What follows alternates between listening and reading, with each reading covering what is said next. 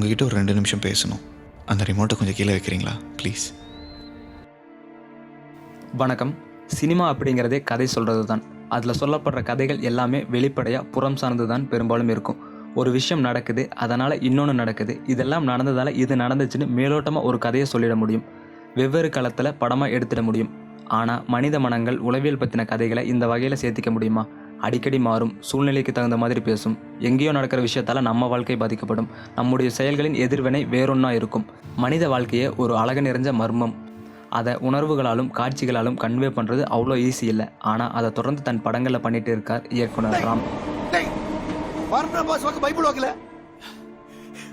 மனிதனை பற்றின அடிப்படை புரிதல் மட்டும் இல்லாமல் இயற்கை, உலகம், சமூகம் பற்றின அடிப்படை புரிதல் இருக்கிற ஒருத்தர் தான் கற்றது தமிழ், தங்க மீன்கள், தரமணி மாதிரியான கதைகளை சிந்திக்க முடியும். எதுவுமே சொல்லாமல் இந்த படத்தினுடைய ஹோல் எமோஷன் அந்த ஒரு ஷார்ட்டில் வந்து சொல்லிட முடியும்னு தோணுச்சு. அந்த விண்டில் அந்த அப்பா போனால் தூக்கிட்டு போனாலே இந்த கதை அவ்வளோதான் செட் ஆகிடும்னு தோணுச்சு. சூழ்நிலைகளை சார்ந்தும் மனிதர்களின் மனநிலை சார்ந்தும் ஒரு திரைக்கதையை பில்ட் பண்ணுறது தமிழ் சினிமாவில் ரொம்ப ரொம்ப குறைவு. ஆனால் இயக்குனர் ராம் அதை தொடர்ந்து பண்ணிகிட்டே இருக்கார்.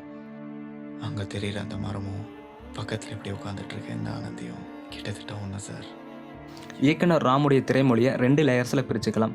ஃபர்ஸ்ட் லேயர் அன்பு, காதல்னு மனித மனம் சார்ந்தது.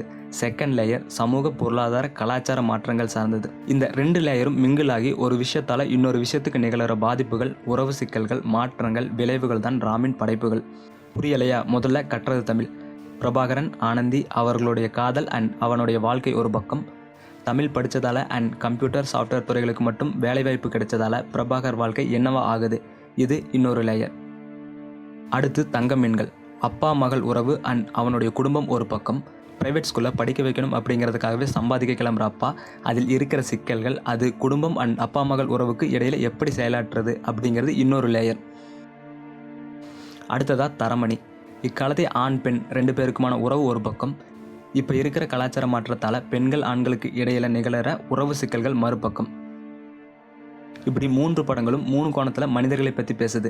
அதற்கான அடிப்படையாக சமூக மாற்றங்கள், பொருளாதார மாற்றங்கள், கலாச்சார மாற்றங்கள் இருக்குது.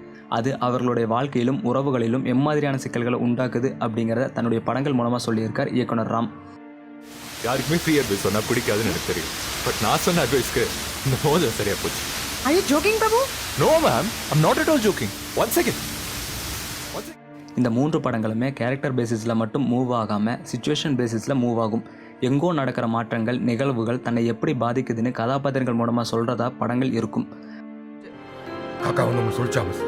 காக்கா வந்து உங்களுக்கு சொல்லிச்சா? காக்கைக்கும் தன் குஞ்சு பொன் குஞ்சுன்னு காக்கா வந்து உங்களுக்கு சொல்லிச்சா மிஸ்? வழக்கமாக ராமின் திரைக்கதைகள் சிச்சுவேஷன்ஸ் அடிப்படையில் மாற்றத்தையோ திருப்பத்தையோ உண்டாக்குற மாதிரி தான் இருக்கும். இந்த 3 படங்களுமே நார்மல் டெம்ப்ளேட்டில், நார்மல் ஸ்டோரி டெல்லிங்கில் சொல்லப்பட்ட படங்கள் கிடையாது. I think it's like a literature, philosophy based thesis. பொண்ணுகளை விட சின்ன பொண்ணு, கிராமத்து பொண்ணு.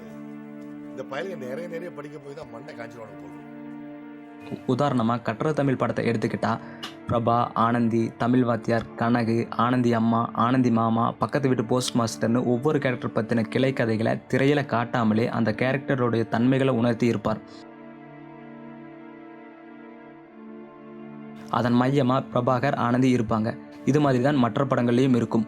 கல்யாணி அண்ட் செல்லம்மாவை சுற்றி தங்க மீன்களில் கதை பின்னப்பட்டிருக்கும்.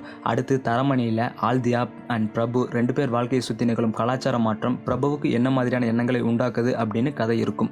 அதை சுற்றின மனிதர்கள் பின்புலமாக அந்த கதைக்கான கதாபாத்திரங்களாக மட்டும் வந்துட்டு போவாங்க. ராமுடைய படங்கள் என்னுடைய பார்வையில் philosophy based thesis. அவர் ஒரு சிறந்த எழுத்தாளராக எனக்கு தெரிகிறார். அவருடைய 3 படங்கள் பற்றியும் தனியாக இன்னொரு வீடியோவில் டிஸ்கஸ் பண்ணலாம். இயக்குனர் ராம் பற்றின உங்கள் பார்வை அண்ட் கருத்து என்னன்னு கமெண்ட் பண்ணுங்கள்.